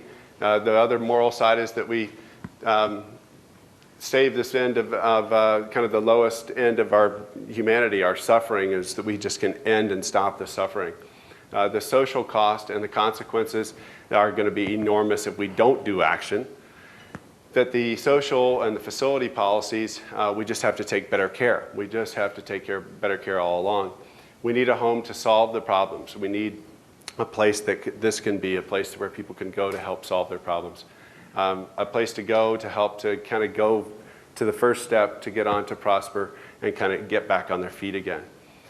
We need the stability for the children, that we need to have make better uses of the dollars that we do spend on services, and that our businesses can be leaders in how we do this, in creating opportunities for these folks to reemerge into society. That there is a huge budgetary responsibility, that we have to make sure that the facility can stand on its own feet, that it can be built and be built on time, and we can actually get it done. There's a compassion side, the empathy side that I mentioned before. We want to reach out to the chronically homeless and those families, especially the family side that we're maybe not seeing at all now. We need a home for the mentally ill. We need to be able to care for these other marginal clients that they have. We have to improve the safety for the clients and the businesses. So on a collective level, by all different age categories, that we want to improve safety for all those different age groups. Part of that is serving families and meeting the needs with children. And thanks for your input on that one. And not exclude the marginalized groups. That basically, as you prepare a business, that you encourage people into your business and you don't make any kind of misrepresentation about really how they're clothed or what, you know, who they are, so you can welcome all those groups. The second question was the key concerns and can we get it done? We've got to be able to get it done. We have to account for the security. We have to relieve the fear. Basically, just make sure that we've relieved the fear in this whole process, that we broaden the level of care, that we can meet the future needs by hitting the foster kids, that we can take care of these mothers with young infants, that we have elderly, that we're going to have a growing population of elderly. So as we broaden the level of care that we're looking to the future, that we have a network with all of our other services, that we know that we have some inefficiencies already, that we can do better, that there's a social enterprise, that there's actually retail built into this, so that there's a direct ability to make money, get themselves back on their feet, and provide a service that the community doesn't have. That we actually produce our own food, that the Poverello Center would actually be a part of its own process of growing and making itself sustainable. That we'd actually have separate facilities, that we wouldn't treat the POV as just a catch-all facility for everything and all services, is that there might be different facilities scattered throughout the community. There'd be an outreach to the chronic homeless here, continued outreach. We know that there is some outreach, but we know that across Montana there's about 6,000 people that are homeless, so we're not finding all of them. That we want it generally centrally located, as we've seen, but there is also the idea that it may be better to have some services segmented. That the community service is to get the services. I'm not sure exactly how that one was meant, but that's, we need permanent housing. We need transitional housing so that we can basically stair-step people from a POV center to a more permanent type of facility that then they can transfer out back into society. That we work with the MHA, Montana Housing Authority. I think also along those same lines that we work with the food shelters, or the food bank process. To expand the Valor House, to expand the services of the Valor House, to ensure that we have, the key concern really is that it's financially stable, that we don't create something that's going to be an added burden for future societies or future community members. That we have a community collaboration that is really open with communication, that this process is really important, and that we just continue to build that collaboration. We feel that there's one concern was that the facility would probably have to be much larger, that we don't, the 111 now is probably a small portion of really what is out there, and that if the trend continues like we're seeing in a fairly steep climb, that the facility actually would be considerably larger. The other one was the, what is this? Salcedo from the POB. I guess just adding more facilities, separate facilities. And then smaller facilities all over town in other neighborhoods that we can kind of coordinate with that whole thing. And we could be leaders, I think was one of the other things that we didn't put on here, is that Missoula is in a unique position because of its spirit and energy and heart, that Montana really could lead the way in showing the rest of the states how to end homelessness, and Missoula would be the leader in Montana.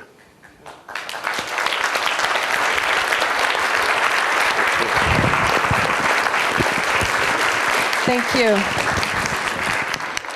Next group is the, let's say, the government service providers funders group.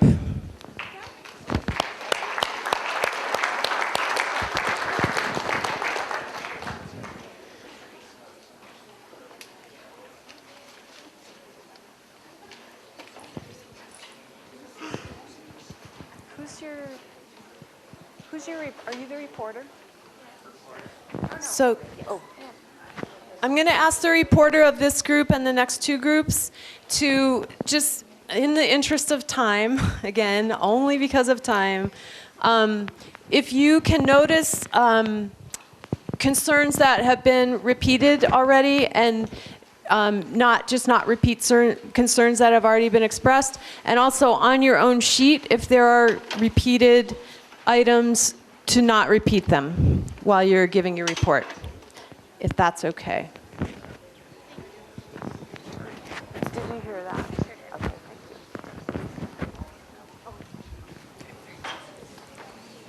Hello. We started talking a lot about how the Poverello does fulfill a really important need and how that need has been statistically proven. And that was kind of how we started our discussion. Some interests that we listed included the fact that this is emergency housing and a lot of our organizations cannot find emergency housing funds.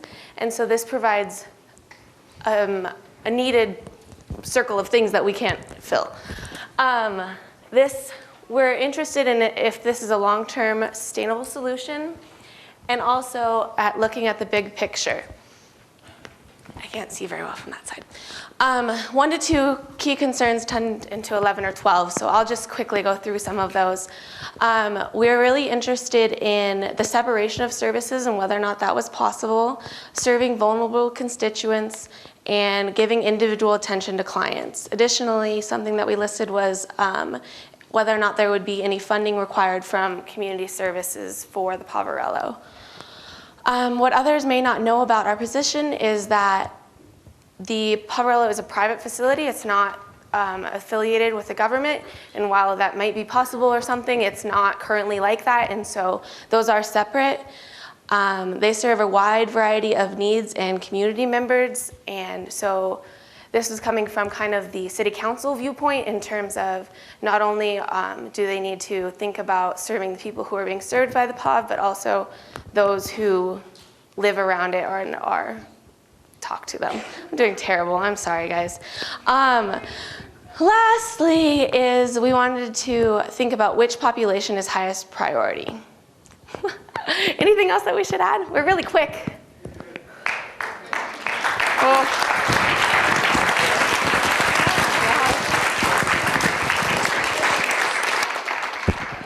Thank you. Next group, businesses who object to the POV, correct? Yes.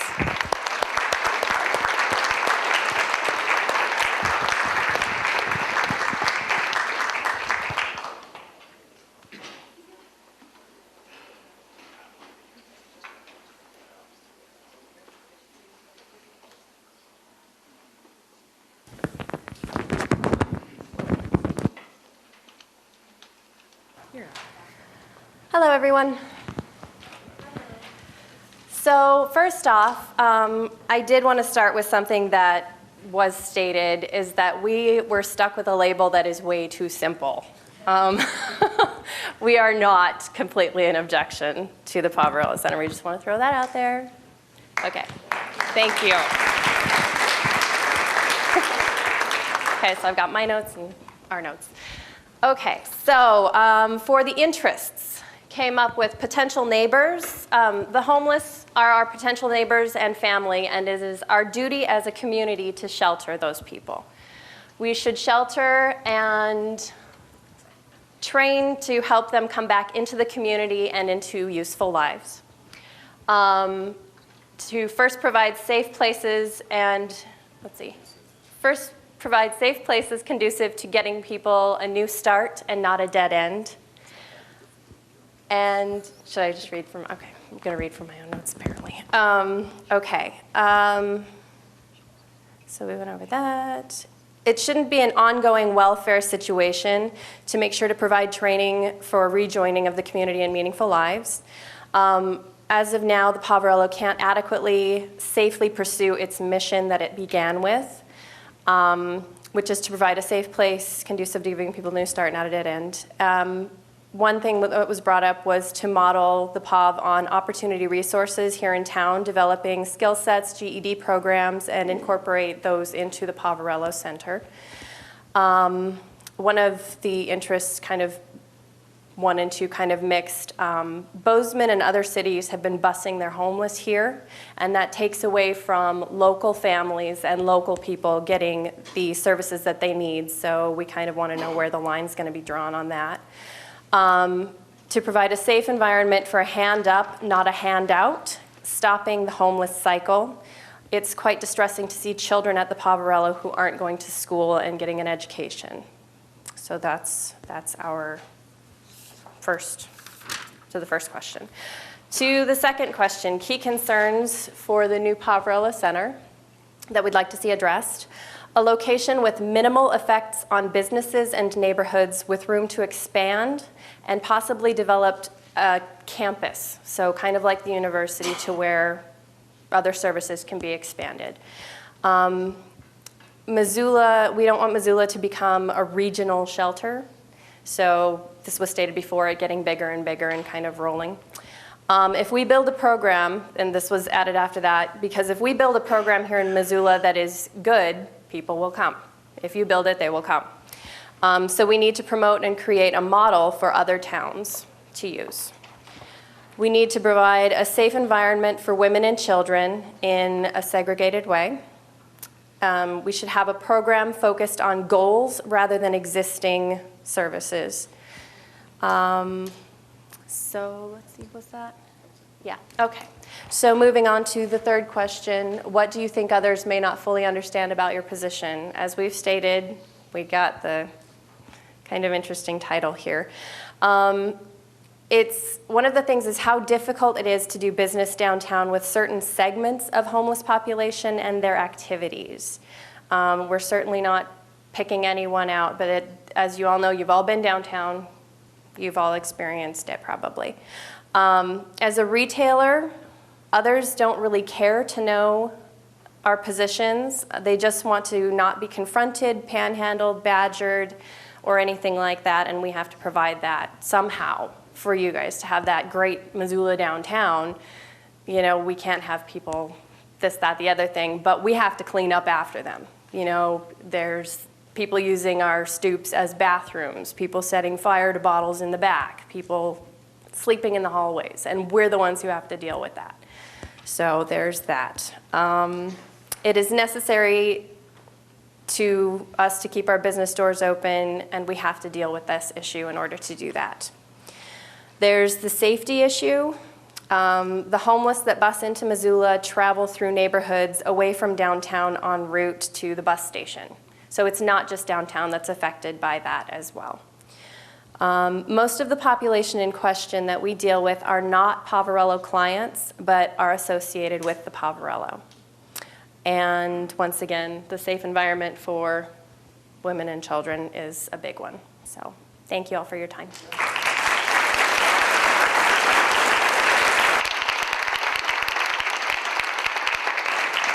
Thank you. And thank you for your generous understanding that AMI cumulatively spent many, many hours trying to come up with, in groups of people, many configurations of groups of people, trying to come up with the different groups. So thanks for understanding that we did the best that we could with that. Next group is the staff, clients, volunteers, board, people affiliated with the Poverello Center.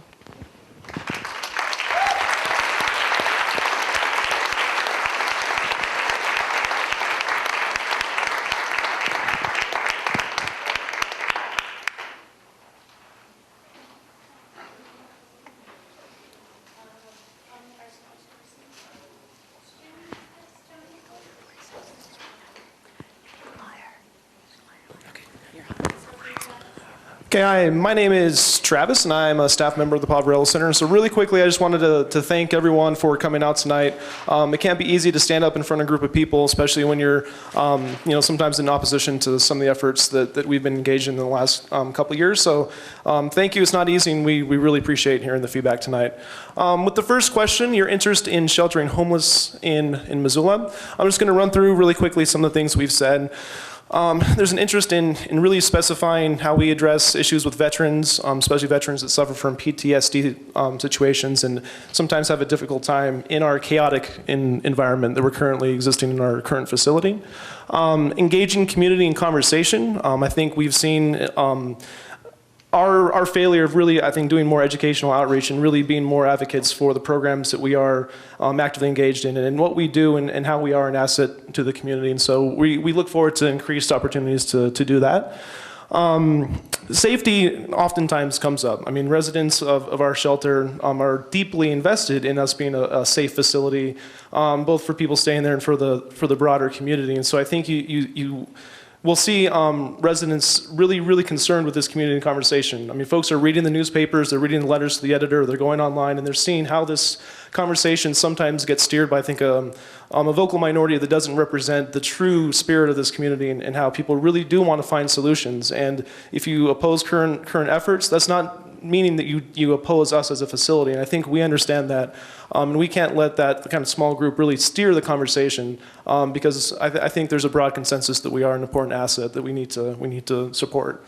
Compassionate, obviously, well, although I did hear some conflicting things, are we too compassionate and too nice and people want to come back? I'm not sure about that. But that's an important factor, I think, in how we want to respond to very difficult situations, trying to address the broad needs of a lot of different groups of people. Let's see, respect and dignity for everyone.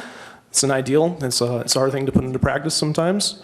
A positive stepping stone. I hear that quite a lot. You know, you want to see tangible effects of what we can actually provide in people's lives. How do those steps take people from a situation of need, sometimes desperation, and move folks into a more positive life experience? So some of the key concepts about new location facility, close to necessary services. One of the comments was if you think just being on the bus line is enough, you don't use public transportation. It was stated that it's very beneficial to be near the hub of the transfer station, close to the police. Although proximity to the police station doesn't necessarily mean it's a faster response. Let's see, humanized by being smaller. I think there was some concern about the level of care we can provide on an individual basis, whether or not it might make sense to break down a big facility into smaller facilities kind of spread out through the community. And you know, that'll be a continued part of the conversation, I'm sure. Safety of POV, again, these safety issues really come up quite a lot. And one of the things we kind of reduced the second question to was safety, dignity, and access to services by design. And that really indicates that I think there's specific design features in creating a new facility that will be part of the conversation. And hopefully as people understand more of the specifics of what we're hoping to accomplish with a new facility, that will create more support as you see that a lot of these concerns are being taken obviously very seriously and will be included in how we look at design of an actual physical facility. New location is not to expand services, but to strengthen current services. One of the things that comes up a lot is children and families, and that's currently a gap in services that, you know, I don't know if we specifically are positioned to address that. That's a community concern that's going to be part of a larger community conversation, but that's come up quite a few times. What others don't understand about your position. Needs assessment of available resources. Is that what that says? And understanding how important the POV is to the community. I think that's a question that I think is being addressed with this process. A lot of people do value us as a community asset. Value of staff and residents. That's always nice to hear. We work really hard to make sure that we have adequate staffing and well-trained staffing that we can respond to a variety of situations, whether that's knowing who to call when you have someone that's off medication and actively psychotic, where you can lead people to other agencies that will help, because this is not something that we do on our own. We exist through the broad consensus and collaboration of a lot of people in the community. And diversity of services at the POV. That's another thing I think sometimes folks don't understand.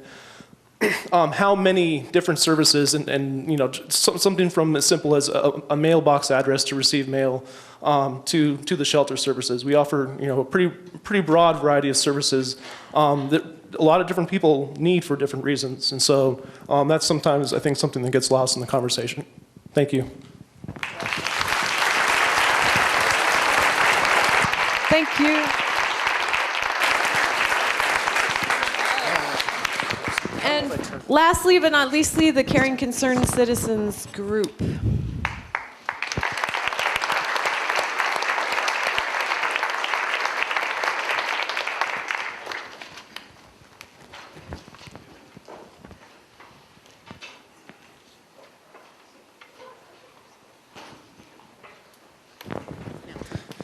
Hello. I'm going to try not to repeat anything, and that's going to be difficult. But our interests were particularly in overcoming the we-they mentality and in breaking down that barrier between different aspects of the Missoula community. The families issue was a strong one, supporting homeless families, possibly with a separate facility. Also not discriminating against certain persons, groups, or aspects of the homeless community in whatever facility is designed. 1 to 2 key concerns. We need to see the new facility built larger than current needs, or would like to see that, so that it isn't too small in 5 years. There was the issue of having multiple sites, that idea, although the idea that you have multiple sites, then you have multiple discussions like this about where to put them. The need for an adequate exterior environment, grounds, places for people to be during the day. There was idea of a daytime program and space. A lot of POV clients use, have jobs, go to their jobs, look for jobs. Some people don't, so providing something for them to do during the day. There was the concern about creating a facility that is too much of a magnet for people from elsewhere, not supporting our local people quite enough. One key thing was to provide public information about the homeless population, much like what was provided this evening, which I think actually is quite helpful for people to not be as scared or as discriminatory as they may have been. So concern over this process not leading to greater discrimination, but actually reducing it was key. And the access to not only the facility, but to be able to get to downtown support services and other services.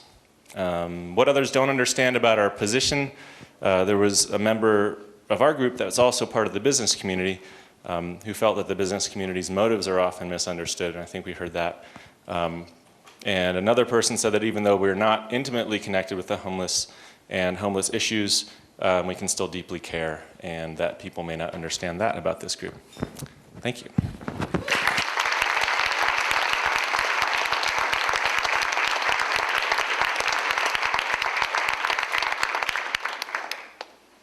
Those were outstanding. Let's give everybody another round of applause.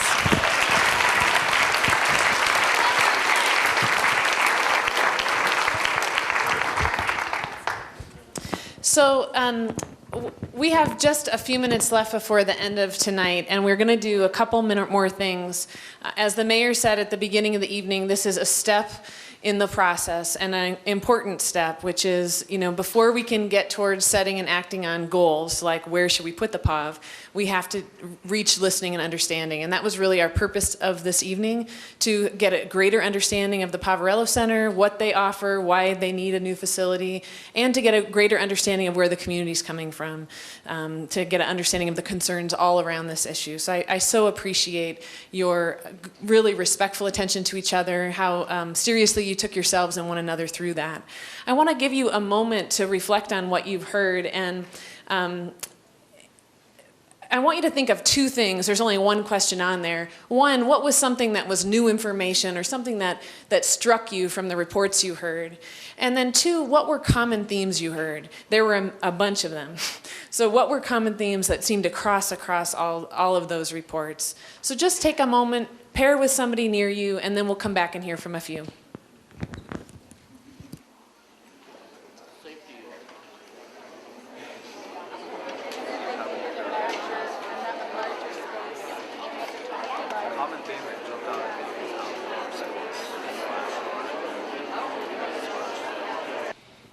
Somebody whose hand hasn't been up yet. Yeah. For me, what was an interesting new idea, which seemed to come up a lot, was the notion that this could actually be a bunch of different facilities, smaller, dispersed throughout the community. Mm-hmm. So our picture of how service provision might look could change. Yeah. What else was new information or something that struck you from the reports?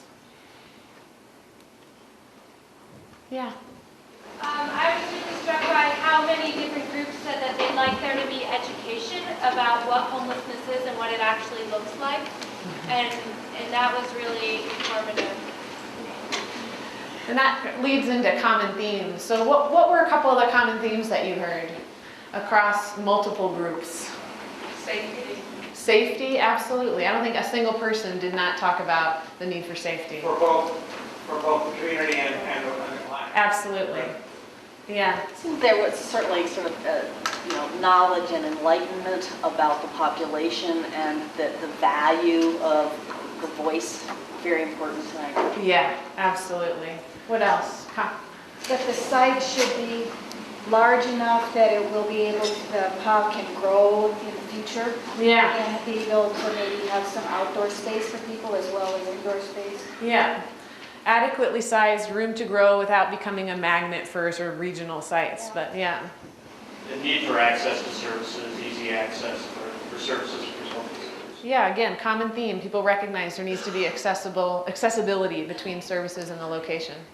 It's easy to stay in our corners with our concerns, but I heard that everybody cares, and I think that's important to remember. Hugely.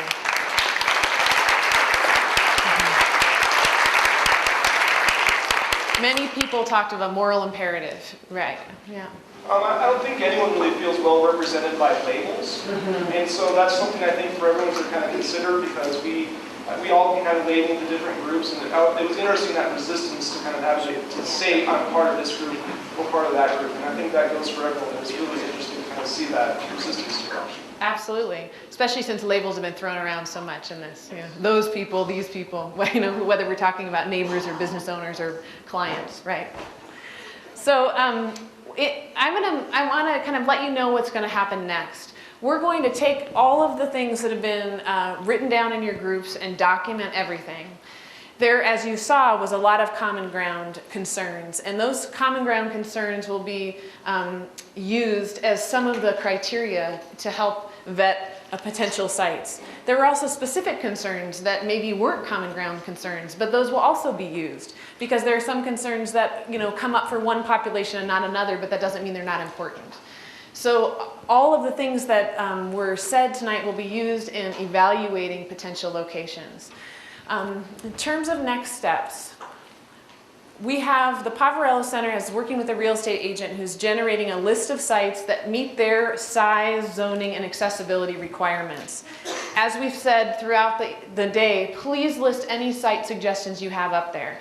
Throughout the process of the last couple weeks, a number of people have offered sites, and those have been looked into, and any site that gets suggested will be looked at. Many of them may not meet the size and accessibility requirements, or they might already, we know, be way too expensive, but they'll look into them.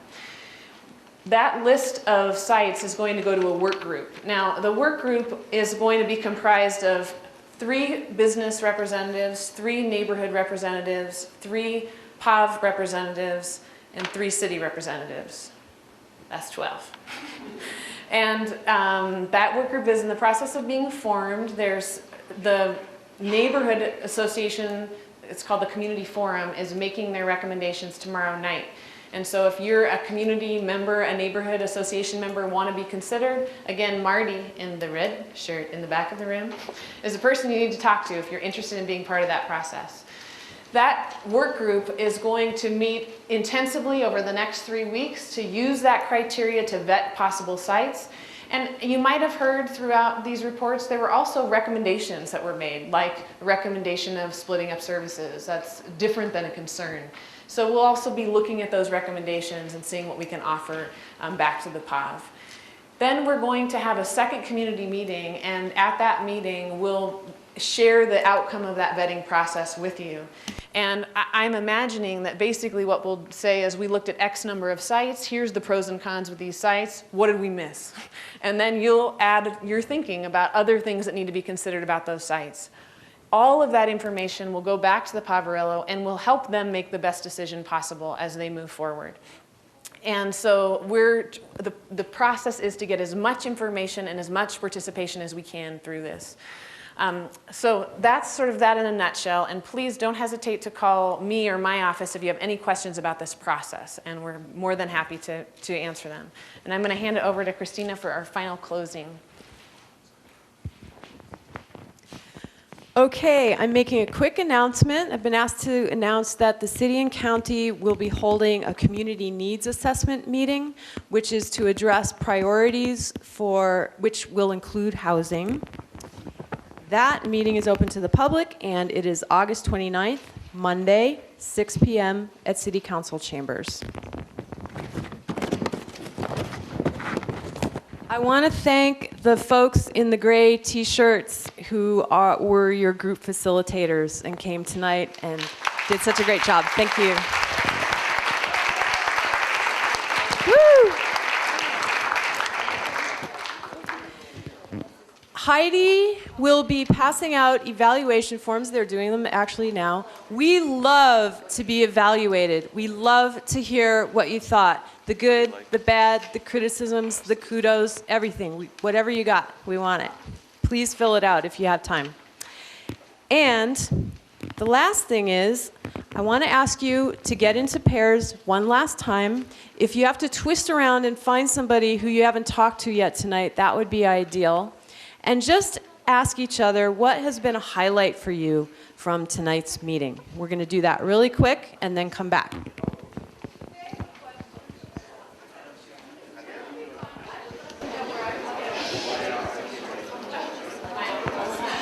If you'd like a gray t-shirt that says "Who's Your Neighbor?" NCBI, please turn to your neighbor.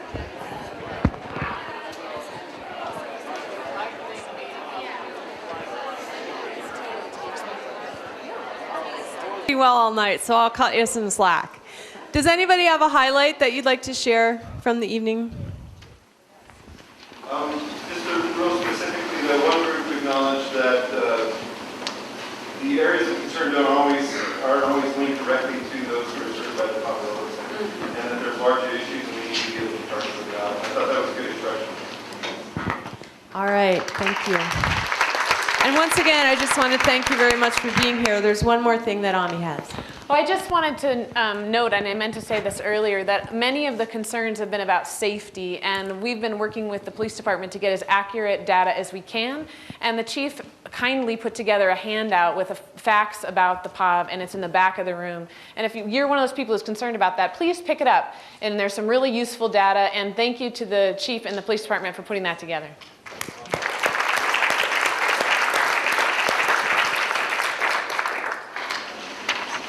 Will this be on a web page that we can go to? Marty put the website up there. The questions and answers will be posted there, and the map will be posted there, and any other updates will be posted there. The other thing is, as you came in, there were sign-up sheets. If you want to be notified of the next meeting, it will certainly be in the paper, but if you're not a newspaper reader, sign up and you'll get a notice about that. So I just want to thank you all so much for your time, and we're welcome to stay and hang out if there's extra questions. I want to honor your time.